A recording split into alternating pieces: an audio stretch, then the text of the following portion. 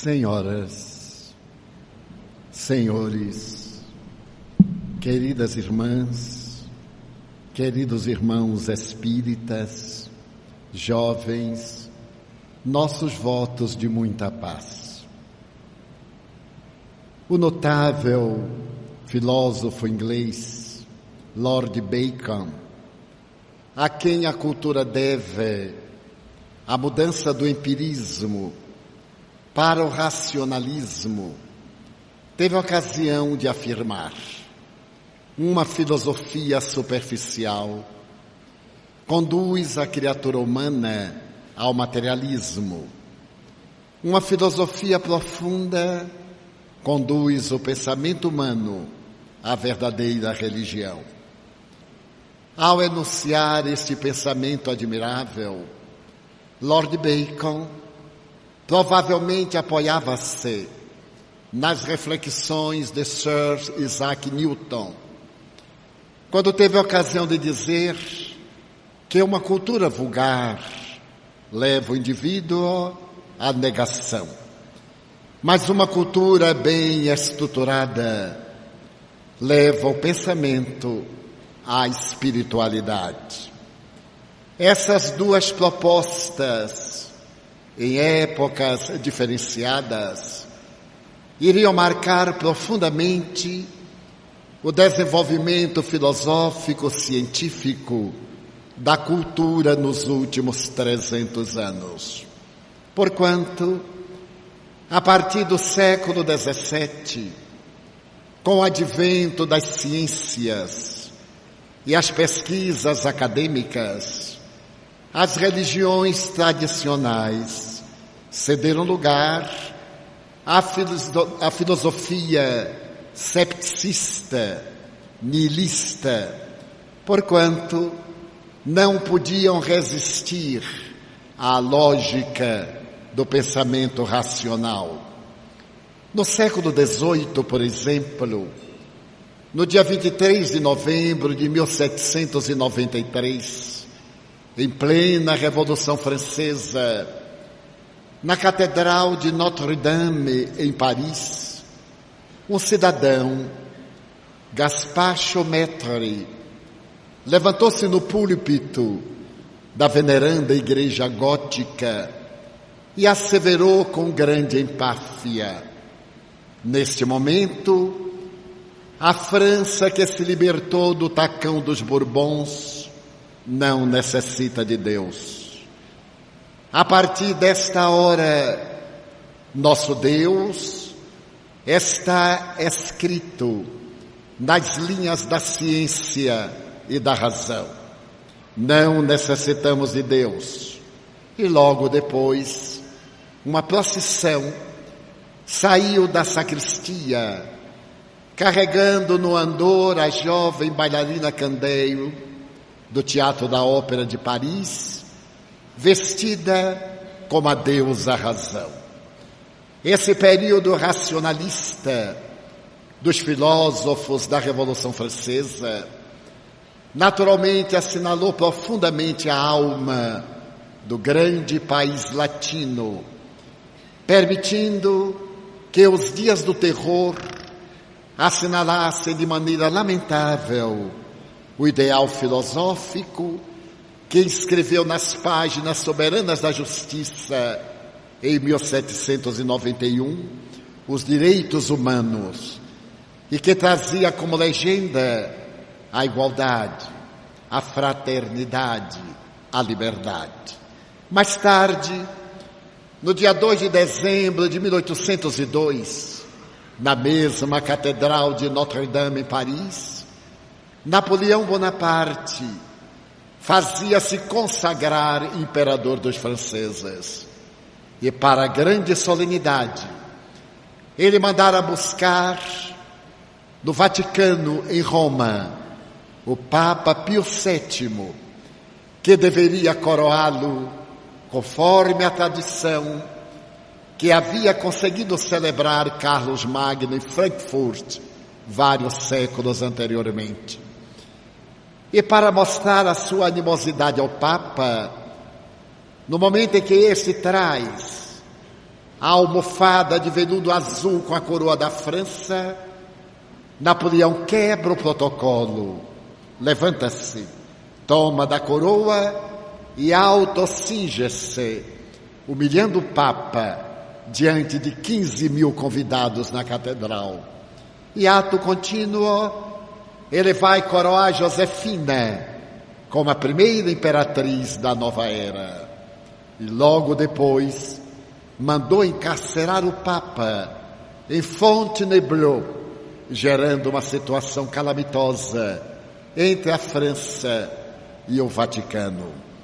Então aquele Deus que havia sido expulso da França pelo discurso arrebatado de um jovem orador, voltava, fazia pouco, através da concordata que Napoleão firmara com o Vaticano no ano de 1802.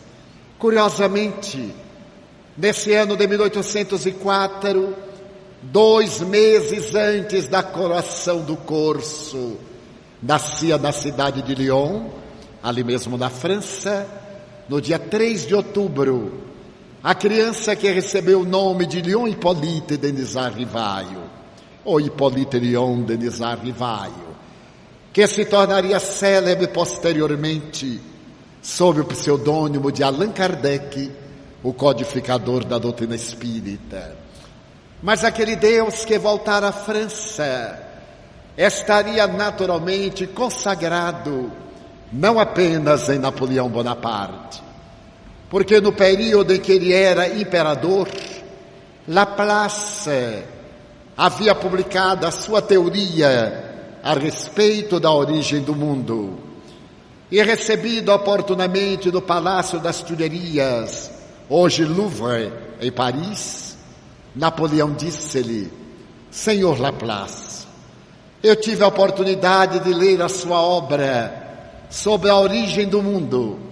É um livro de 600 páginas e em momento nenhum o senhor se refere a Deus. E Laplace, com todo orgulho do cientista, respondeu com ironia: Sir, eu não necessitei dessa hipótese para poder explicar a origem do universo. Era a presunção acadêmica combatendo a tradição de um Deus de natureza antropomórfica. Mas esse Deus revolucionário, no ano de 1815, na cidade de Nimes, realizou uma perseguição tremenda aos protestantes, matando aproximadamente 15 mil que eram atirados às águas do rio Loire, que ficaram poluídas durante um mês.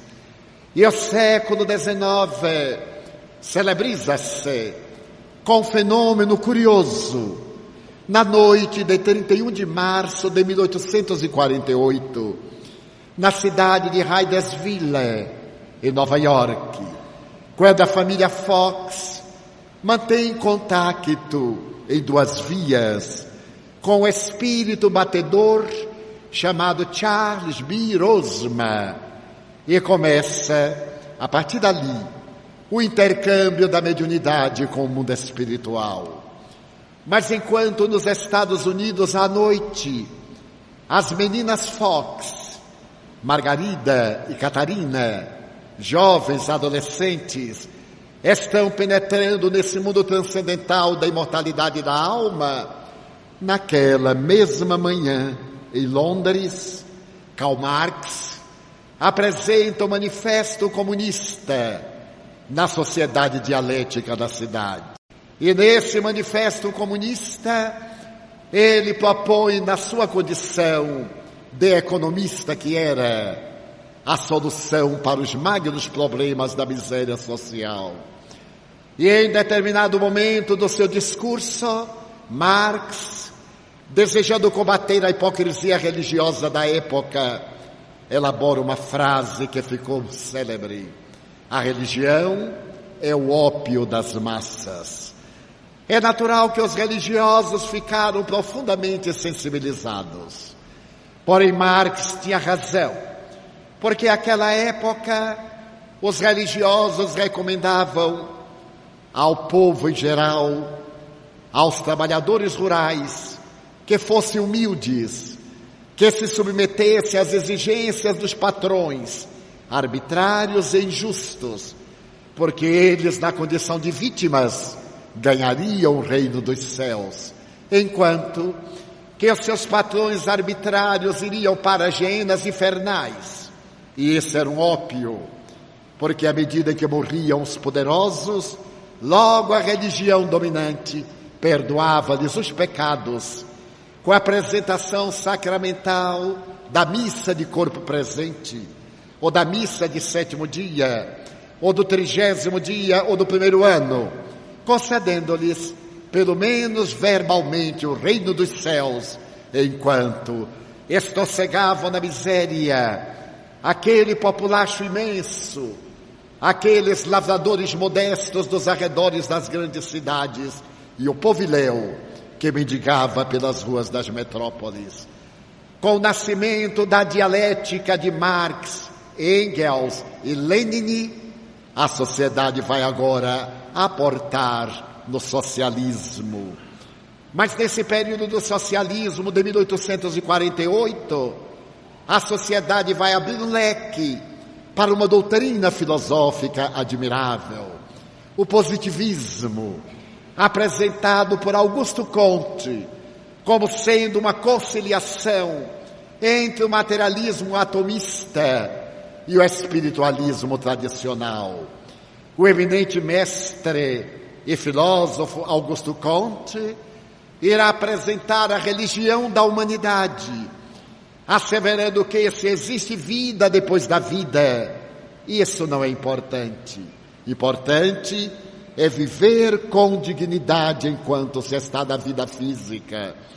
Porque se houver vida post-mortem, aqueles que desempenharam os seus deveres com honorabilidade serão beneficiados pela oportunidade da imortalidade. E se não houver, eles já foram felizes, graças ao culto do dever e aos trabalhos notáveis de dignificação que realizaram na terra. Nesse período, estava em França o professor Rivail, que havia estudado na cidade de Verdun com Pestalozzi. O referido menino nascido a 3 de outubro de 1804, e como nascera no lar católico, e foi educado num colégio protestante, le professeur Rivail havia adotado uma postura de intelectual destituído de qualquer sentimento religioso e aceitou a proposta do positivismo como sendo a ideal filosofia de vida. Se existir uma vida espiritual, muito bem, mas é importante que a vida física seja trabalhada nos deveres de natureza ético-moral. E ele vai perceber que a proposta de Augusto Comte tem bases racionais, porque ela está estatuída dentro de um princípio: acreditar-se somente naquilo que os sentidos possam demonstrar.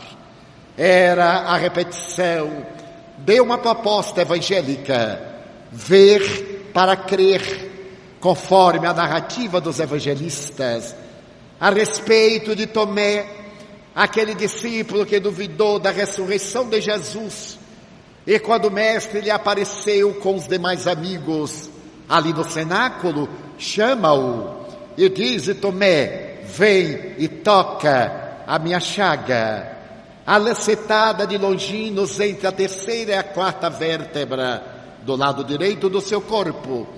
E Tomé vai e toca e diz: Senhor, agora eu creio. E Jesus redargui: tu crês porque viste. Bem-aventurado, no entanto, aqueles que não viram e creram.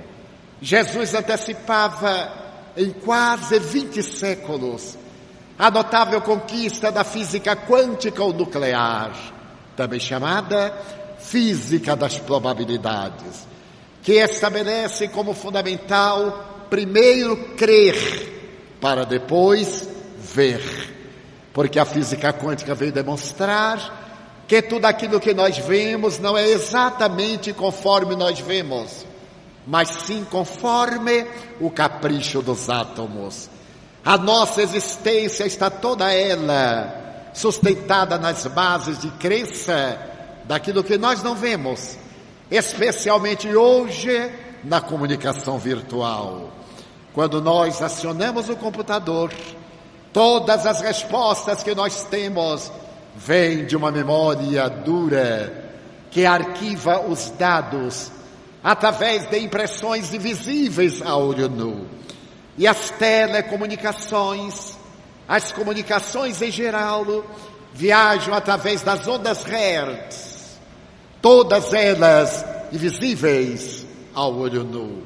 A nossa vida é sustentada pela radiação solar, e esses raios luminosos e caloríferos que nós sentimos, aí estão vistos pela claridade do astro-rei. Mas os raios infravermelhos, ultravioletas, que nos levam muitas vezes ao câncer da pele, são todos eles invisíveis. Então a nova proposta está exarada desde Jesus, que as religiões que surgiram do cristianismo não souberam preservar, estabelecendo uma cadeia de dogmas absurdos, ultramontanos, para que se pudesse crer através da imposição cega, exigindo que as doutrinas do atomismo grego estabelecessem que era necessário ver, tocar, através dos parcos 5 sentidos, para poder se crer com segurança. E foi inevitável que naquele período do século XIX o positivismo ganhasse adeptos.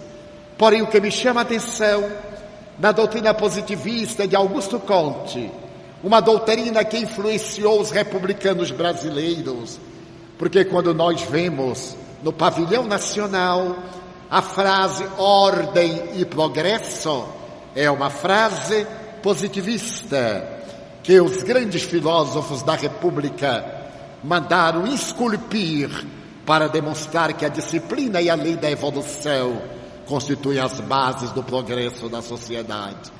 Mas esse mesmo Augusto Comte, que aparentemente era um revolucionário na busca de uma realidade palpável, apresenta na história da sua vida notável um capítulo muito especial. Ele era noivo de uma jovem francesa muito bela, Clotilde Devaux, e depois que Clotilde desencarnou, ele foi vítima de uma depressão profunda. Só de acontecer com aqueles que se deixam arrebatar pela angústia do fenômeno da morte de um ser querido.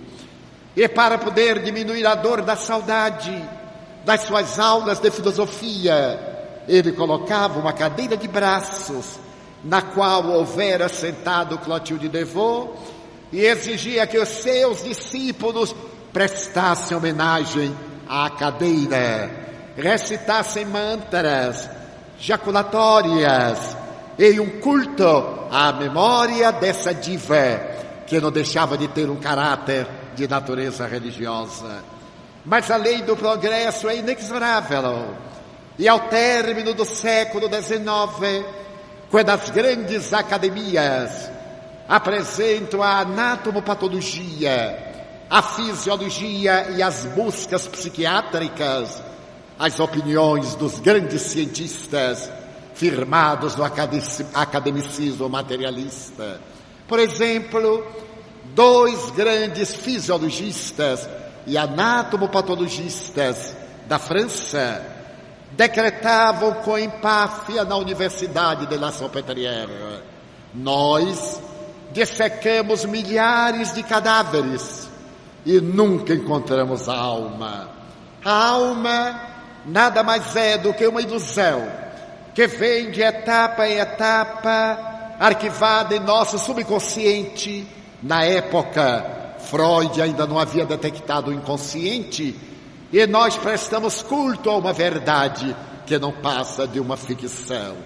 Assim se pronunciavam os célebres cientistas Cuvier e Florence, enquanto que na Alemanha 3 químicos, Moleschott, Buchner e Carlos Vogt, declaravam com gargalhadas: a alma é uma sudorese cerebral, da mesma forma que a urina é uma excrementação dos rins e a bilis é uma eliminação hormonal do fígado.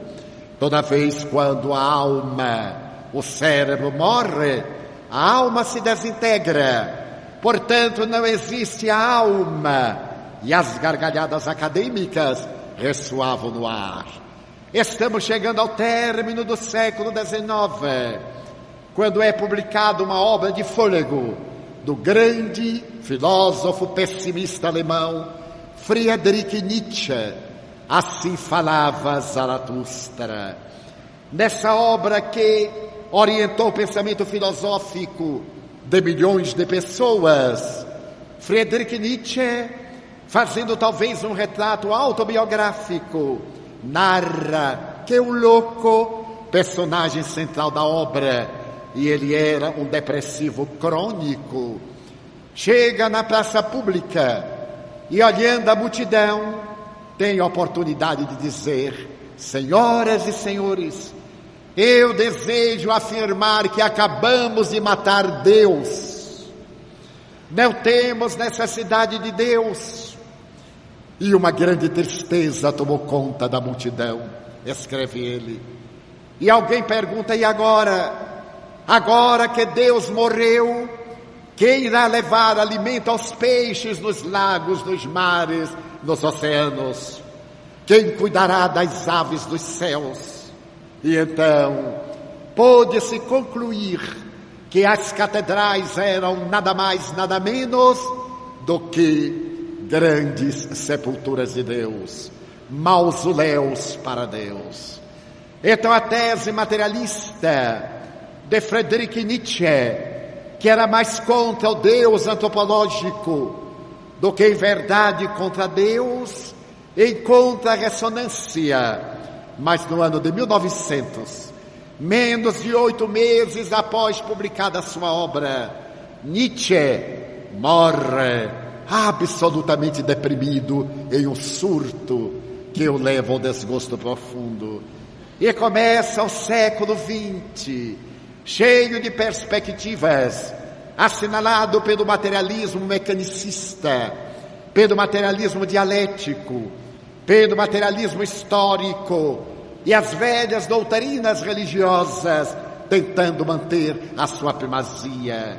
Mas, no começo do século XX, já havia uma doutrina, o Espiritismo, que proclamava a realidade de Deus, não esse Deus que marcha à frente dos exércitos de um povo para poder destruir outros povos denominados gentios, por não estarem vinculados à cepa e à tradição dos filhos de Israel, onde esse Deus da tradição ancestral, Allan Kardec, ao apresentar o Livro dos Espíritos a 18 de abril de 1857, tem a preocupação de interrogar neste notável tratado de filosofia, de ciência experimental, de psicologia existencial, que é Deus. A sua pergunta tem um sentido profundo.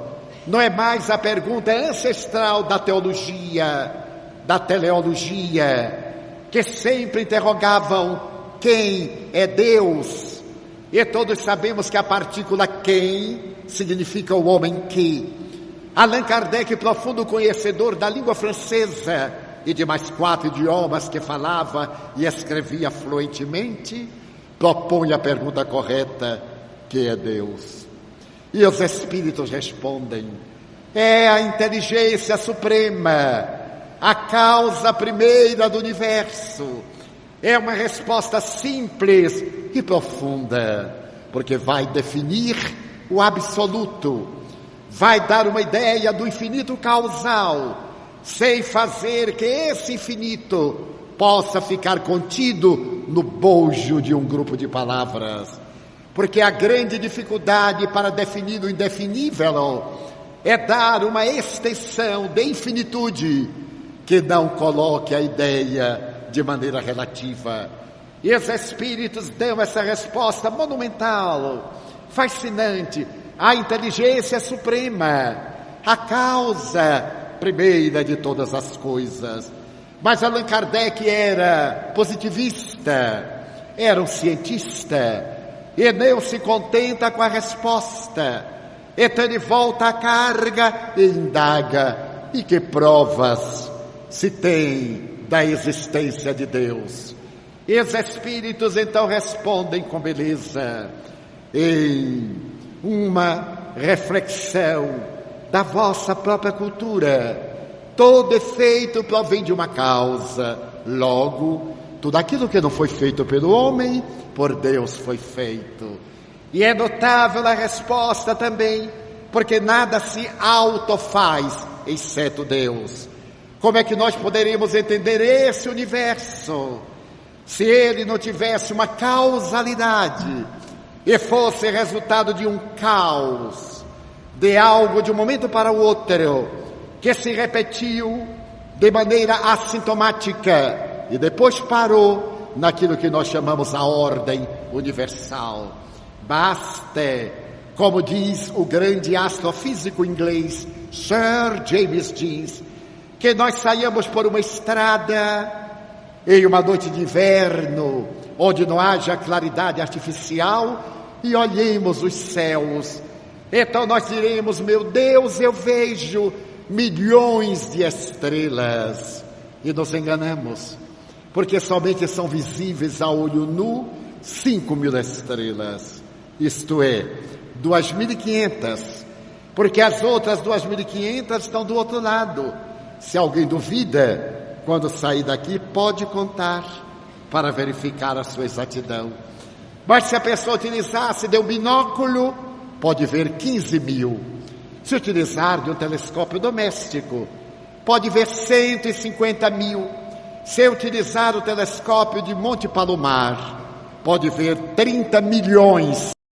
E se abrir a internet quando chegar em casa e consultar o telescópio Hubble, que está fora do nosso planeta, a mais de 400 quilômetros, a pessoa poderá saber que a nossa galáxia, essa mancha embranquiçada, essa Via Láctea, tem aproximadamente 200 bilhões de estrelas. 200 bilhões de estrelas. E irá perceber algo fascinante, que esta galáxia é apenas uma das 100 milhões de galáxias que existem em nosso universo relativo, porque o nosso universo, segundo Albert Einstein, ainda não é o universo absoluto. E ficaremos deslumbrados ao acompanharmos os buracos negros devorando galáxias inteiras, e teremos a ocasião de ver nascer nova galáxia da poeira estelar que permanece no cosmo, dando-nos a grandeza de Deus, que prossegue criando incessantemente e que não descansou no 7º dia, porque a lei de progresso não tem a paralisia do repouso e da insensatez, da falta de atividade. Aliás, Jesus disse: meu Pai trabalha até hoje e eu também trabalho, demonstrando que a lei de trabalho é a lei de progresso, indo, portanto, contra a velha frase da Bíblia, quando Deus expulsa Adão e Eva do paraíso e diz a Adão: a partir de agora, tu ganharás o pão com o suor do teu rosto, e condena-o a trabalhar, como se o trabalho fosse uma condenação. Aliás, para muito brasileiro é um castigo, mas hoje nós sabemos que o trabalho é a dinâmica da saúde ideal, e quando nós buscamos um psicoterapeuta e estamos com transtorno de natureza psicológica bipolar na área da afetividade, entre as recomendações saudáveis, ele propõe laborterapia, terapia do trabalho, porque à medida que nós trabalhamos, o nosso cérebro produz determinados neuropeptídeos de natureza vibratória, que são assimilados pelo sistema nervoso central, que transfere esse campo de energia de fótons para o sistema glandular e que encaminha para o sistema imunológico, e nós gozamos de saúde. Por isso que existe a chamada depressão dos aposentados. A pessoa é dinâmica, trabalha e subitamente fica aposentada, principalmente o homem. E não pode haver nada pior do que homem com as horas vazias dentro de casa. É um tormento para a mulher. Ela acende a luz, ele apaga para economizar. Ela acende o bico de gás, ele vai atrás e apaga. Não tem o que fazer. Manda esse ocioso para o centro espírita, para que ele vá trabalhar, para que ele vá ser guarda de trânsito na porta de uma escola, para que ele vá plantar árvores, e ao plantar árvores que sejam frutíferas. É por isso que a depressão do aposentado mata de maneira vertiginosa, porque a pessoa perde o sentido para a vida. Eu conheço muitos indivíduos que se aposentaram e dizem que são velhos, a vida não tem mais sentido, já fizeram de tudo, agora ficam em casa, jogando gamão, paciência, ou no computador, namorando, na hora que devia estar rezando porque vai morrer. Está tentando flertar de maneira virtual para poder encher o tempo. E muitos me dizem, mas Divaldo, eu estou muito velho para fazer qualquer coisa. E eu pergunto, quantos aninhos você tem? 60, 65. E eu olho com certa superioridade moral e digo assim, mas como, garoto? 65 anos? Ele diz, sim, sou velho. Eu digo, e eu com 82 e 9 meses? Agora que eu sou um adolescente, porque tem adolescente, aborrecente e idolescente, o idoso, segundo o nosso querido colaborador, idolescente. Eu achei a palavra maravilhosa, porque já não sou mais idoso, não sou de terceira idade, essa frase detestável, ele é de terceira idade. E um dia eu fui ver um baile de terceira idade, quase que eu chorei, porque aquela gente, terceira idade, arrastando o pé e namorando aos 80 anos. Mas naturalmente é a solidão, a necessidade de alguém, a necessidade de carinho. E muitas vezes me aflige quando estou na ponte de embarque e aquelas moças lindas declaram, têm preferência, as mulheres grávidas, as mulheres com crianças, as famílias, os com dificuldade de locomoção e as pessoas da melhor idade. Eu fico olhando o desfile da melhor idade. É claro que eu não entro, mas eu fico olhando. E certo dia, uma funcionária me olhou e disse, eu não quero entrar. Eu não entendi o que ela queria dizer. Eu disse, sim, vou entrar, porque eu sou cartão vermelho da TE. Então eu entrei pelo cartão, não pela adolescência. Então é necessário dar um dinamismo à nossa vida. Por isso a doutrina espírita, em O Livro dos Espíritos, analisando as leis morais, estuda a lei do trabalho. Esta lei da dinâmica do trabalho, da ação continuada. E graças a essa doutrina, Deus volta ao cenário internacional da filosofia, da ciência, da cultura e, sobretudo, dos contactos humanos como a inteligência suprema e a causa primeira de todas as coisas. No dia 26 de junho do ano 2000, na Casa Branca, em Washington, a notável capital dos Estados Unidos da América do Norte, tem lugar uma cerimônia de alto coturno. O presidente Bill Clinton está diante das câmeras de televisão e das emissoras de rádio. Ele está assessorado por um notável geneta, o Dr. Francis Collins, e pelo representante dos laboratórios particulares Celera, o Sr. Craig Venter. Um telefone está ligado diretamente ao primeiro-ministro da Inglaterra, Tony Blair. E o presidente da República dirá ipsis verbis. Hoje é um dos maiores dias da humanidade. A decodificação do genoma humano apresenta-nos um dos mais notáveis e mais importantes projetos do engenho da criatura humana. Graças à decodificação do genoma, nós agora aprendemos a linguagem de Deus e sabemos como Deus criou a vida. Essa declaração do presidente da República dos Estados Unidos comove o mundo, porque estava sendo apresentado o primeiro rascunho da decodificação do genoma humano. E ao seu lado estava o pai do projeto, o Dr. Francis Collins. Esse projeto esteve em 20 universidades durante 20 anos, trabalhado por 50 cientistas do mundo, inclusive um brasileiro de Minas Gerais, porque o mineiro vai devagar, mas chega lá. Estava ali também representado pelo Dr. Francis Collins. E agora se tinha certeza de que a vida não foi o resultado espúrio do acaso. A vida tem um início lógico na intimidade das águas oceânicas, quando as ondas do mar há 2 bilhões de anos, golpeando as rochas vulcânicas, lograram liberar cadeias de açúcares e cadeias de carbono. Essas moléculas desceram à intimidade das águas e aglutinaram-se, formando os primeiros organismos unicelulares.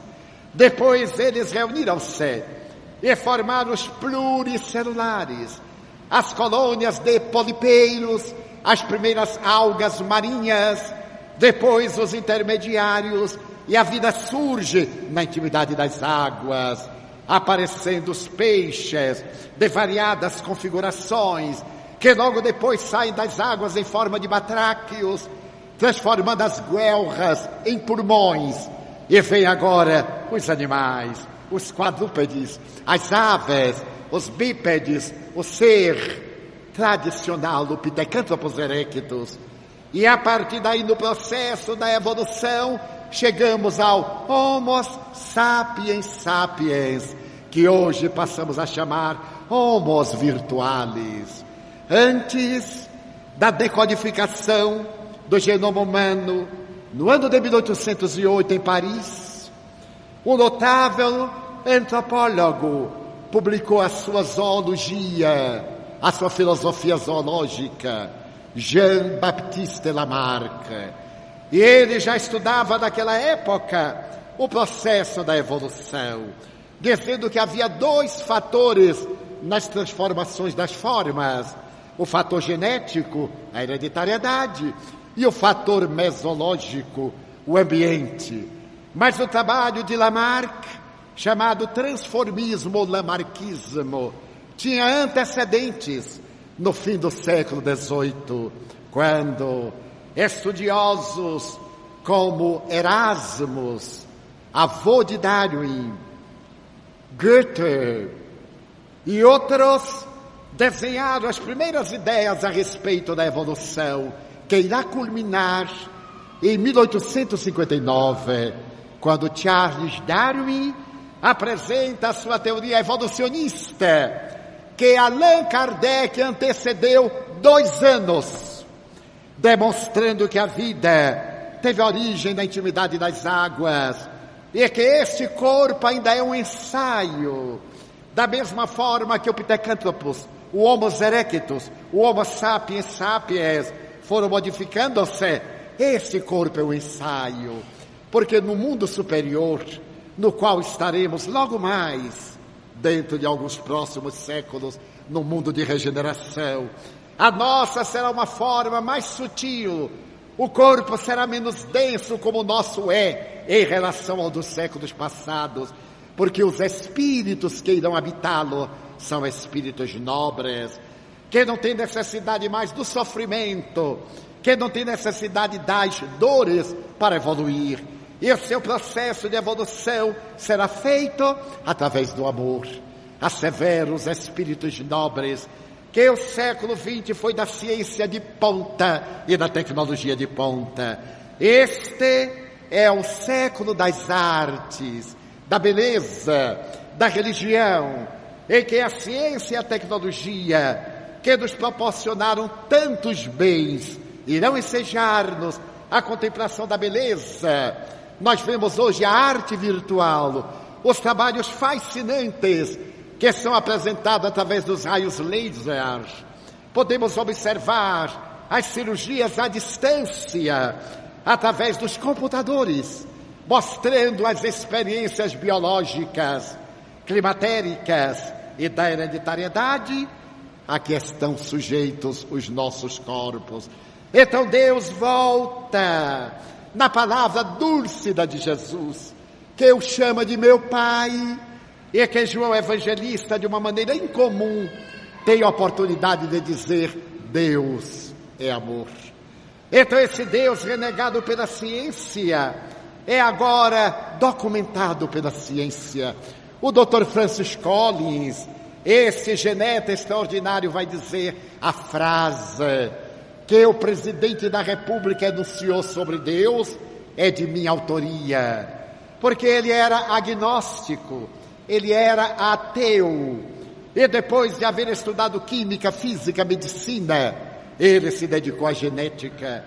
E foi quando o médico, atendendo a uma senhora terminal, que ela o olhou ternamente e perguntou-lhe: doutor, o senhor acredita em Deus? E ele teve um choque. Aquela mulher humilde sentia dores superlativas e mantinha uma dignidade incomparável, não se queixava.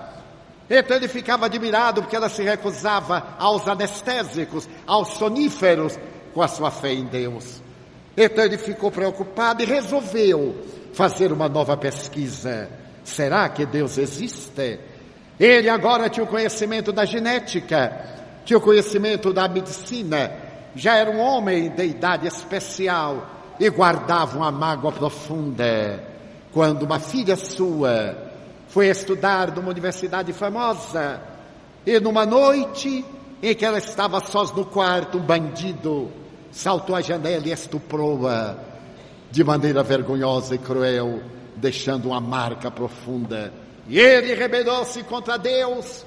Onde estava Deus naquela hora, que não defendeu uma jovem estudante que se entregava à busca da cultura? E então o Deus tradicional era uma quimera que não merecia o menor respeito, nem a mínima consideração. Mas ele foi meditar: será que Deus existe? E começou a perguntar a pastores religiosos, a sacerdotes, e eles não tinham explicação para mostrar esse Deus do universo. Apresentava o Deus bíblico, esse Deus humanoide, esse Deus que castiga uns, que premia outros. E ele negava-se, até que chegou a um pastor de uma igreja na sua rua, e esse pastor lhe disse: doutor, eu não tenho argumentos para um cientista, mas no século XIX, na Universidade de Oxford, um notável teólogo, o Dr. Lewis, escreveu um livro, Cristianismo Puro e Simples. Leia-o, você vai ficar fascinado com o pensamento desse teólogo. Ele procurou o livro, que era raro, e conseguiu encontrá-lo, e leu o livro do Dr. Lewis. E o Dr. Lewis dizia assim: existe no universo uma força cósmica que eu chamo a lei moral. É uma lei universal. Existe uma moral galáctica, existe uma ética moral cósmica. Em tudo há uma ordem, e até o caos. Aquilo que é o caos para nós, naturalmente tem uma ordem dentro das suas próprias leis. E ele adotou esse Deus, que passou a chamar lei moral.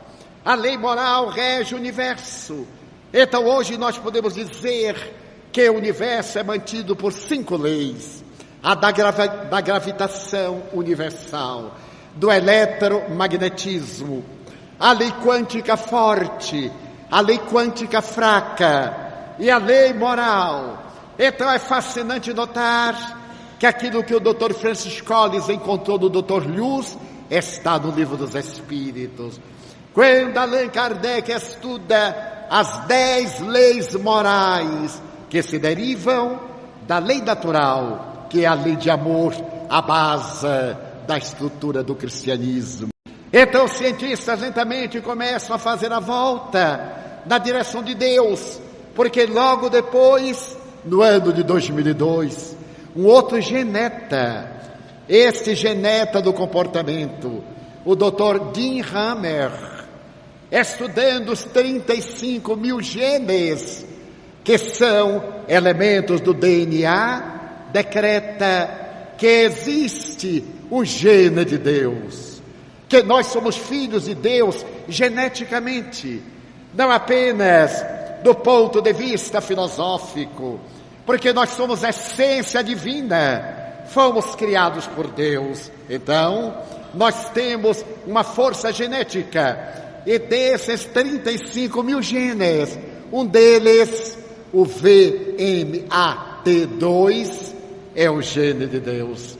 Então nós temos esse gene de Deus em nós, que a tradição esotérica denomina o Cristo interno, o Deus interno, que nós deveremos desenvolver. De que forma?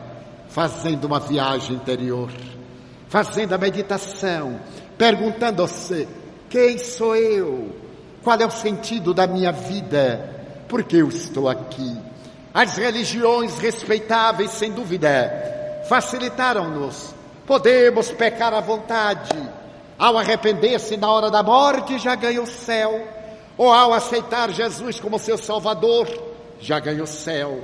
A doutrina espírita vem dizer que o céu é o estado de consciência. É esse estado de paz interior que nós adquirimos como resultado de 3 ações. Uma consciência tranquila, que deflui de um caráter reto e de um coração pacificado. Então o Espiritismo, guiando as novas ciências, como o pensamento do Dr. de Hammer, diz que realmente, genética, entre aspas, geneticamente, nós somos descendentes de Deus. E é maravilhoso podermos viajar para dentro de nós, para encontrarmos esse Deus que nos planifica. Um notável estudioso da física quântica, ao apresentar uma sua obra nos anos 70, teve a ocasião de dizer o que hoje os físicos quânticos constatam, os sábios, os gurus, os meditadores do passado já haviam encontrado através da meditação. Exatamente através da meditação, da busca interior, nós vamos encontrar esse Deus. Mas que ocorre? Nós fomos criados em determinadas doutrinas que não nos obrigam à transformação moral para melhor.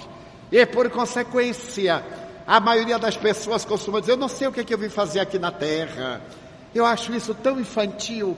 Eu tenho uma amiga de 75 anos, e não há muito, ela perguntou: Divaldo, qual é a minha missão na Terra? Eu não sei qual é a minha missão. Eu disse para ela: deixe para a próxima. Porque aos 75 anos, ela não sabe qual é a sua missão. Imagine quando é que ela vai começar. Mas ela casou-se 3 vezes, teve bastante namorado, gozou bem, isso ela soube. Agora a missão ela não soube. E eu é que teria que dizer qual era a missão dela. Porque o povo é muito cômodo. Se for uma missão bonita, que bom. Mas se for fazer o bem, trabalhar na ação da caridade, fazer a reforma moral, mas isso não é missão, isso é castigo. Então a doutrina espírita vem dizer-nos que a nossa vida tem como missão essencial amar. Como disse Madre Teresa, amar até doer. Amar, porque quem ama tem maturidade psicológica. Quem deseja ser amado é criança psicológica, ou como diz Carl Gustavo Jung, é uma criança maltratada. Desses indivíduos que são muito infantis, a gente passa, não deu bom dia, eles ficam logo magoados, ressentidos. Eu tenho um caso tão curioso que me aconteceu não há muito. Eu tenho uma amiga de 40 anos, todos meus amigos são muito antigos, Quando eu era jovem, os rapazes, as moças diziam: oi, Divaldo, eu gosto de você. Até que um dia um rapazinho chegou e disse: seu Divaldo. Eu digo: não, meu filho, me chama de Divaldo. Sim, senhor. Eu digo: não, pode me chamar de você. Sim, senhor. Aí eu me dei conta que já não era Divaldo, era seu Divaldo. Mas eu me adaptei. E eles passaram a dizer: seu Divaldo, papai mandou lembrança, mamãe mandou lembrança. E eu me acostumei. De repente chega o jovem: seu Divaldo, vovó mandou lembrança. Eu digo: meu Deus, o que é que ele está querendo dizer com isso? Eu não entendo. O tempo passou. Mas como foi bom ter passado bem, porque quando hoje eu olho a juventude e desço até o jovem no sentido do seu sentimento, eu observo esta era nova que vem. Mas a minha amiga era uma amiga de longa data e que colabora na Mansão do Caminho. Quer dizer, eu não sei se ela colabora ou se ela atrapalha, mas ela diz que colabora. Ela vai lá dia sim, dia não, para me ajudar, não ajudar a instituição, para me ajudar. Em quê? Eu não sei, porque eu sou autossuficiente. Ela vai para dar banho nas crianças, para varrer o pátio, muito bem. E certo dia eu estava com muitos problemas, porque se uma família normal tem problemas, imaginem ter que atender a 3.190 crianças, 5 refeições, ter que preparar diariamente quase 4.000 almoços, 4.000 merendas pela manhã, 4.000 merendas à tarde, e ainda dar o café, açúcar, leite e pão para levar para casa. E nós estávamos com algumas dívidas. Ter dívida é uma coisa muito honrosa. Quem não tem dívida não tem crédito, mas quem tem dívida tem crédito. Os cartões de crédito que digam. E eu estava muito tenso, muito preocupado, porque o tesoureiro me tinha dito: Divaldo, nós temos que pagar uma duplicata, sei lá, uma promissória, até às 15 horas no Banco do Brasil. E isso eram 10 da manhã. Eu digo: eu tenho que orar. Eu disse para ele assim: patrão, o problema é do senhor, eu faço a minha parte. O senhor me mande alguém que tenha um coração caridoso e que por acaso nos ofereça um cheque da importância tal, até eu aceito um pouquinho menos para ajudar. Mas eu estava muito tenso. Desci a escada do primeiro andar do apartamento em que eu resido, na Mansão do Caminho, e então eu passei, e a minha amiga, entre aspas, estava em pé, e eu não a vi, porque eu estava com a vista interior, tenso, preocupado, e ela aí, criança psicológica, gritou: Ei, Divaldo, não fala comigo, hein? Eu aí digo assim: me desculpe, mas eu não a vi. E ela disse: viu sim, porque o povo é engraçado, viu sim. Eu disse: mas como é que você sabe que eu vi? Afinal, os olhos são meus. Eu não a vi, porque eu sou muito tenso, estou preocupado.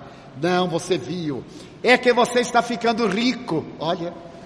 E agora, como rico, você passa por nós, os pobres, complexo de inferioridade. Então não fala mais. Eu digo: olha, me desculpe, mas eu não a vi. Ela disse: viu sim. Eu não estava muito bem, eu digo: ela quer brigar, e hoje eu vou brigar, porque uma briguinha de vez em quando faz bem. Eu então tomei aquela atitude de calma por fora e de irritação por dentro, e eu perguntei assim: e você me viu? Claro que eu vi. E por que você não me saudou? Há 40 anos que eu saúdo você, há 40 anos que eu rio para você, há 40 anos que eu a trato muito bem, e você somente retribui, porque eu dou o primeiro passo. Hoje, que eu estou com um grave problema, eu noto que não tenho um amigo. Eu não quero que você resolva o problema, mas eu gostaria muito que você perguntasse: Ei, Divaldo, o que é que você tem? Porque você não é assim. Nós somos amigos há 40 anos, você está sempre alegre. O que é que aconteceu? É claro que eu não ia lhe dizer o que aconteceu, mas eu ia ficar muito agradecido por saber que você era minha amiga. E então eu vi que eu estava extrapolando e disse: você me desculpe, eu não a vi. Mesmo que você tenha visto por meu olho, eu não a vi. E então eu saí e disse: meu Deus, que mundo especial. Não temos o direito de chorar a sós. Ela era uma criança, uma mulher de 70 anos. Só porque eu não disse assim: olá, bom dia. Ela ficou ressentida depois de 40 anos. Como nós somos infantis. A partir daí, eu comecei a ter muito mais cuidado com ela. Quando eu a vejo de longe, eu digo assim: oi, como vai?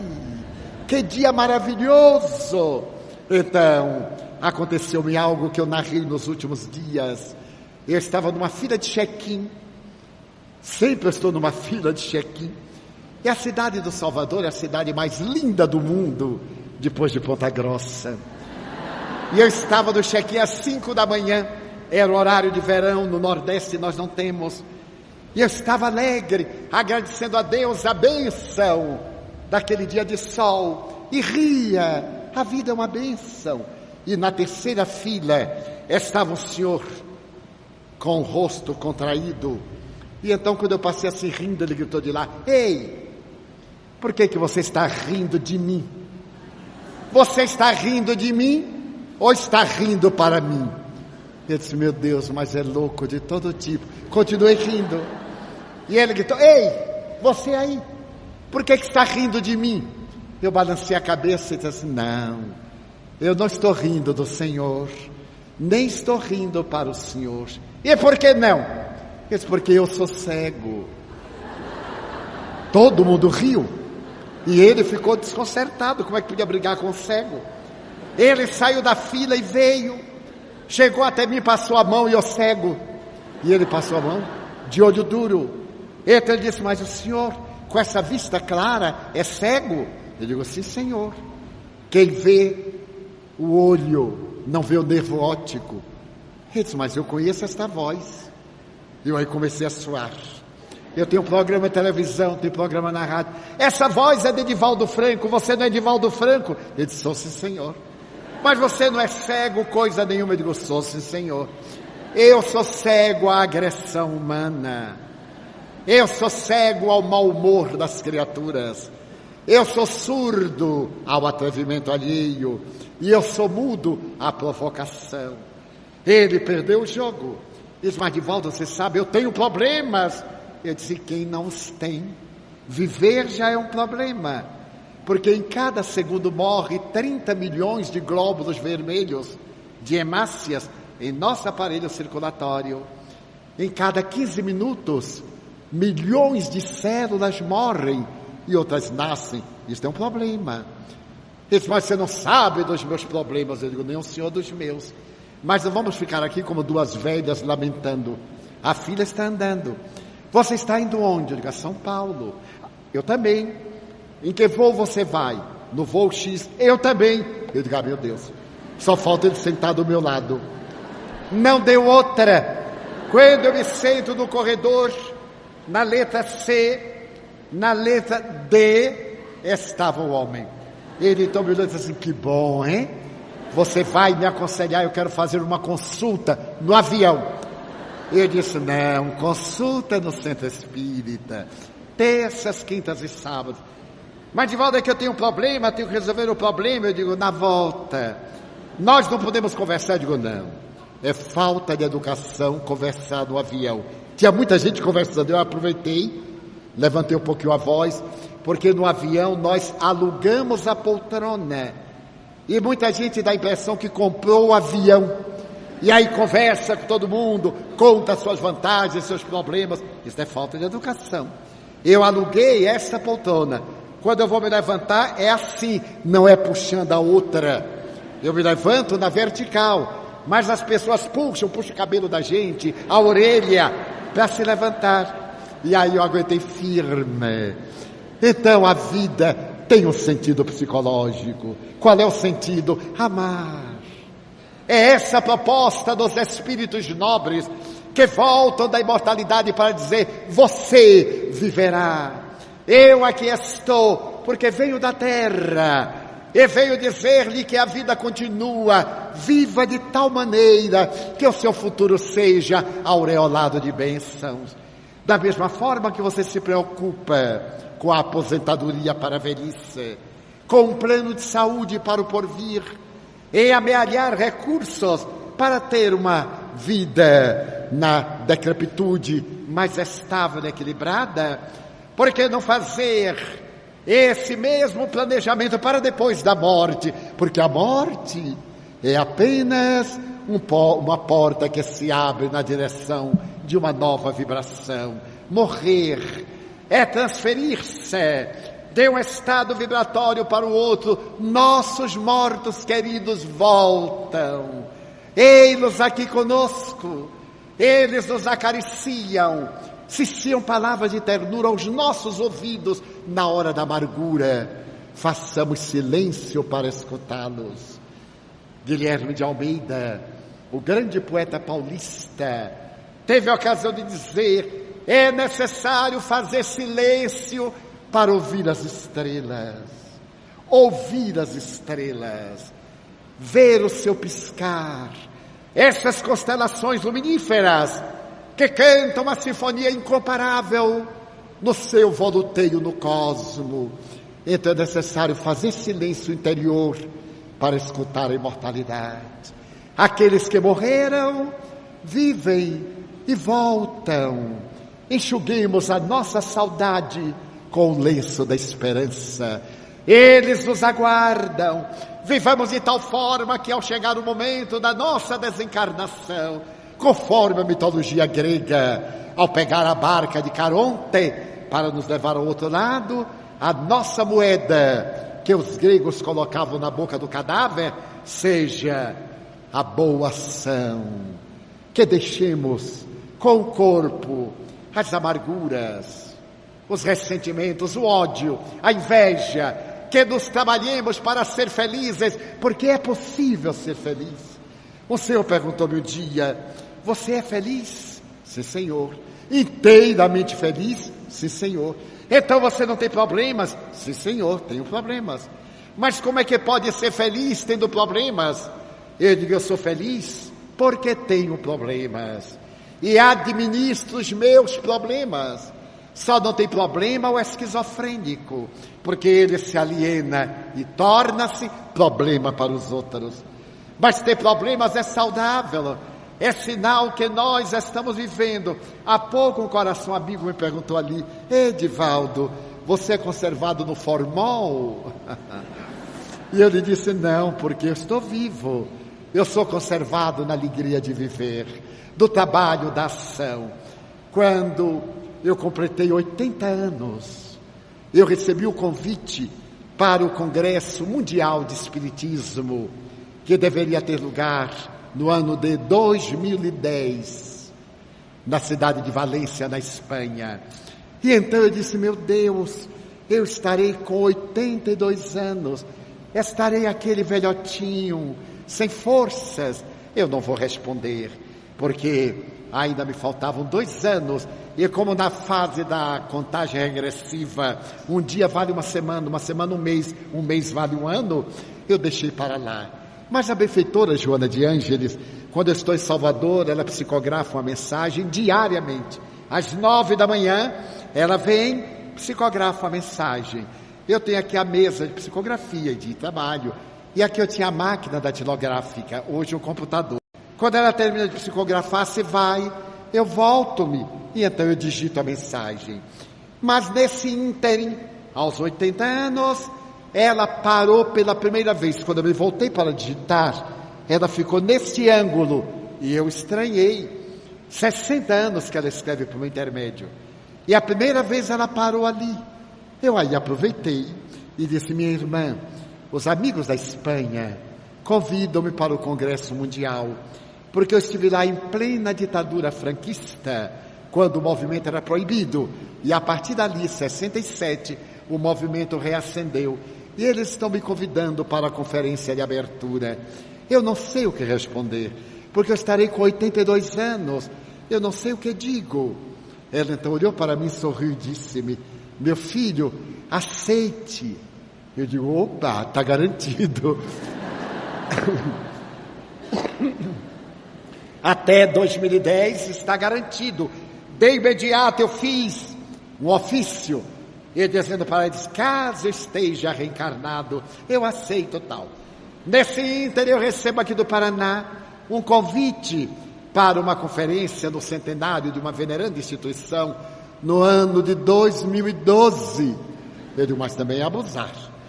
Naquela época eu estava com 80, seriam 84. Não vou responder. Passaram-se os dias, E novamente Joana de Ângeles para, e eu aí já estava meio treinado, digo, vou perguntar. Mas aí eu fiz um pouco de simulação, disse, minha irmã, os amigos são tão gentis. A senhora imagine que eu estou convidado para fazer uma conferência no ano de 2012 e eu não sei o que responder. O que é que eu direi a eles? Ela balançou a cabeça e disse, meu filho, vamos orar muito. Eu estou orando muito. Já estamos em 10, 2 anos passam ligeirinho. Quero dizer que a vida tem um sentido, é amar, servir, é o que os Espíritos nos vêm dizer. Vale a pena amar, vale a pena servir, vale a pena cultivar a bondade. Uma velha canção de uma freirinha francesa dizia, as mãos que distribuem rosas estão sempre perfumosas. É por isso que a lei básica do Espiritismo é a caridade, fora da qual o indivíduo não tem plenitude.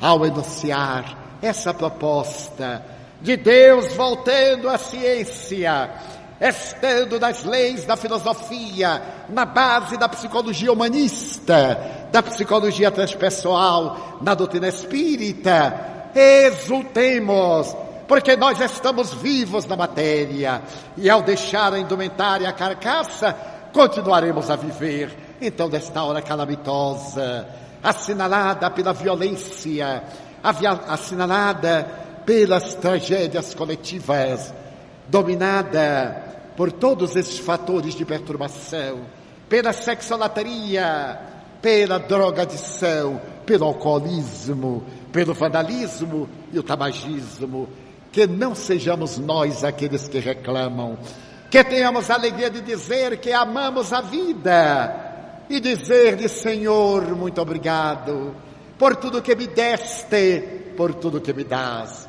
Obrigado pelo ar, obrigado pelo pão, obrigado pela paz. Muito obrigado, Senhor, pela beleza que os meus olhos descortinam no altar da natureza. Olhos que veem o céu, a terra e o mar, que acompanham a ave ligeira que voa fagueira pelo céu de anil e se detém na terra verde, salpicado de flores em tonalidades 1000. Muito obrigado, Senhor, porque eu vejo meu amor, mas diante da minha visão, pelos cegos eu oro, porque eu os vejo na escuridão, por eles eu imploro, que tropeçam na multidão e que andam na solidão, porque eu sei que depois desta vida, na outra lida, eles também enxergarão. Muito obrigado pelos ouvidos meus, que me foram dados por Deus, ouvidos que ouvem o tamborilar da chuva no telheiro, a melodia do vento nos ramos do olmeiro, as lágrimas que choram os olhos do mundo inteiro, ouvidos que ouvem a música do povo que desce do morro na praça cantar, a melodia dos imortais. A gente ouve uma vez e não esquece nunca mais. A voz melodiosa canora melancólica do boiadeiro e a luz. A dor que chora no coração do mundo inteiro. Pela minha faculdade de ouvir, pelos surdos eu te quero pedir, porque eu sei que depois desta dor, no teu reino de amor, eles voltaram a ouvir. Obrigado pela minha voz, pela sua voz, pela voz que ama, que clama, que ensina, que declama, que alfabetiza, que legisla, que trauteia uma canção e que o teu nome profere com sentido e emoção diante da minha melodia. Eu quero rogar pelos que sofrem de afasia. Eles não cantam de noite, eles não falam de dia. Oro por eles, porque eu sei que depois desta prova, na vida nova eles cantarão. Obrigado pelas minhas mãos, pelas mãos que aram, mãos que semeiam, mãos que agasalham, mãos de ternura, que libertam da amargura, mãos que apertam mãos, mãos dos adeuses, mãos que limpam feridas, que ajudam as dores das vidas, pelas mãos de psicografias, mãos de cirurgias, mãos de poesias, mãos de sinfonias, pelas mãos que atendem a velhice, a dor, o desamor, pelas mãos que no seio embalam o corpo de um filho alheio, sem receio, e pelos pés que me levam a andar sem reclamar. Obrigado, Senhor, porque eu posso caminhar diante do meu corpo perfeito. Eu te quero louvar, porque eu vejo na terra aleijados, amputados, maltratados, paralisados, que não se podem movimentar. Eu oro por eles, porque eu sei que depois desta expiação, na outra reencarnação, eles também bailarão. Muito obrigado, por fim, pelo meu lar. É tão maravilhoso ter um lar. Não é importante se este lar é uma mansão, uma tapera, uma favela, um ninho, um grabato de dor, um bangalô, uma casa no caminho, seja lá o que for, mas que dentro dele exista a figura do amor, amor de mãe ou de pai, de mulher ou de marido, de filho ou de irmão, a presença de um amigo, alguém que me distenda a mão, pelo menos a companhia de um cão, porque é tão triste viver na solidão. Mas se eu a ninguém tiver para me amar, nem um teto para me agasalhar, nem uma cama para repousar, nem aí reclamarei. Pelo contrário, eu te direi: obrigado, Senhor, porque eu nasci. Obrigado, Senhor, porque eu creio em Ti. Pelo Teu amor, obrigado, Senhor, pela Sua atenção. Muito obrigado, senhores.